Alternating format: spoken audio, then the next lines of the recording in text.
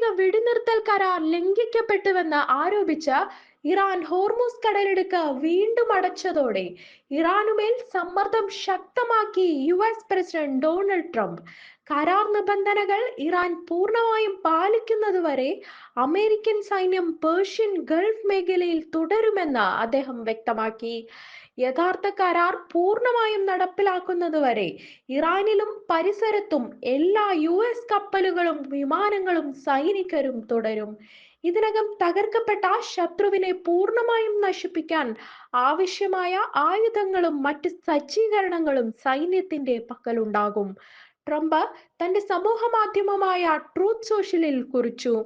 എന്തെങ്കിലും കാരണവശാൽ കരാർ പാലിക്കപ്പെട്ടില്ലെങ്കിൽ ലോകം ഇതുവരെ കണ്ടിട്ടില്ലാത്ത വിധം ശക്തമായ ആക്രമണം ആരംഭിക്കും.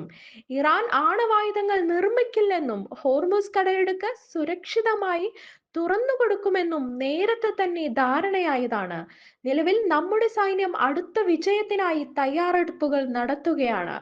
അമേരിക്ക തിരിച്ചെത്തിയിരിക്കുന്നു, ഡൊണാൾഡ് ട്രംപ് പറഞ്ഞു.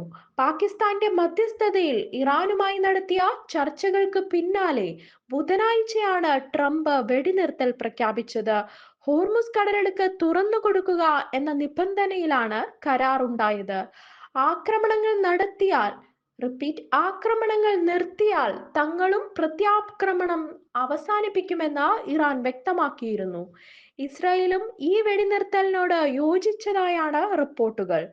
കരാറിനെ തുടർന്ന് ആഗോള ഓഹരി വിപണികൾ ഉണരുകയും എണ്ണവില ബാരലിന് $100 താഴെ എത്തുകയും ചെയ്തിരുന്നു.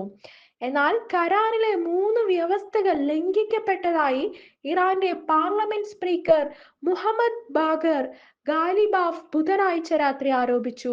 യുറേനിയം സമ്പുഷ്ടമാക്കാനുള്ള ഇറാന്റെ അവകാശം നിഷേധിക്കപ്പെട്ടതും ലബനനിൽ ഇസ്രായേൽ ആക്രമണം തുടരുന്നതും ഇറാന്റെ ആകാശപരിധിയിൽ ഡ്രോൺ പ്രവേശിച്ചതുമാണ് ലംഘനങ്ങളായി ഇറാൻ ചൂണ്ടിക്കാട്ടുന്നത്. ഇതേ തുടർന്ന് ഹോർമുസ് കടലിടുക്കിലൂടെയുള്ള എണ്ണക്കപ്പലുകളുടെ യാത്ര ഇറാൻ വീണ്ടും തടഞ്ഞു. അതേസമയം ശനിയാഴ്ച പാകിസ്ഥാനിൽ നടക്കുന്ന സമാധാന ചർച്ചകൾക്ക് US vice president JD Vance നേതൃത്വം നൽകുമെന്ന് വൈറ്റ് ഹൗസ് അറിയിച്ചു. സ്റ്റീവ് വിറ്റ്കോഫ്, ജാരഡ് കുഷ്നർ എന്നിവരും സംഘത്തിലുണ്ടാകും. ലെബനൻ വെടിനിർത്തൽ കരാറിന്റെ ഭാഗമല്ലെന്നാണ് ട്രംപിന്റെ നിലപാട്. ഇസ്രായേൽ ലെബനിൽ നടത്തുന്ന സൈനിക നീക്കം ഇറാനുമായുള്ള കരാറിനെ ബാധിക്കില്ലെന്ന് അദ്ദേഹം ആത്മവിശ്വാസം പ്രകടിപ്പിച്ചു. ഹിസ്ബുള്ളയെയും ഉടൻ തന്നെ കൈകാര്യം ചെയ്യുമെന്നും അദ്ദേഹം കൂട്ടിച്ചേർത്തു.